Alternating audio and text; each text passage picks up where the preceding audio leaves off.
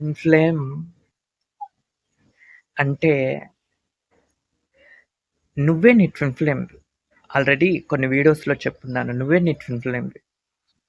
మరి బయట ఉండే ఫిజికల్ పర్సన్ ఎవరైతే ఉన్నారో, నీ మైండ్ ఇక్కడ నువ్వు ఏం గుర్తుపెట్టుకోవాలంటే, నీ యొక్క మైండ్ దేనికోసం పరిగెడుతుంది? దేనికోసం ఆగిపోతుంది? అసలు ఏం కావాలి అంటుంది?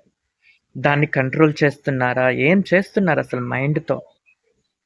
ఆ మైండ్ దాని మీద ఫోకస్ చేయండి. ఆహ్, మీకు మీలో ఒక ఉత్తేజకరమైనటువంటి ఆలోచనలు మీకొస్తాయన్నమాట. మీరెప్పుడు దాన్ని వదిలేయాలి, ఎప్పుడు దాన్ని పట్టుకోవాలి అనేది మీకర్థమవుతుంది. సో, మీ యొక్క ట్విన్ ఫ్లేమ్ మీరు ఫిజికల్ ఫార్మ్‌లో ఉన్నటువంటి ఆ పర్సన్ మీకు పదే పదే గుర్తొస్తున్నారంటే, వారు ఇంకా మీకు నచ్చినట్లుగా మారట్లేదంటే మీరిక్కడే ఉన్నారని అర్థం.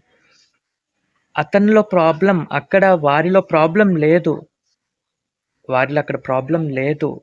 అక్కడ ఎవ్రీథింగ్ విల్ బి ఆల్‌రైట్. ఇక్కడ కూడా ప్రాబ్లమ్ లేదు. ఇంకా అవేర్‌నెస్ రాలేదు అంతే. సో, దీన్ని చూడండి. మీకే అర్థమవుతుంది. Love you. I love you. Thank you.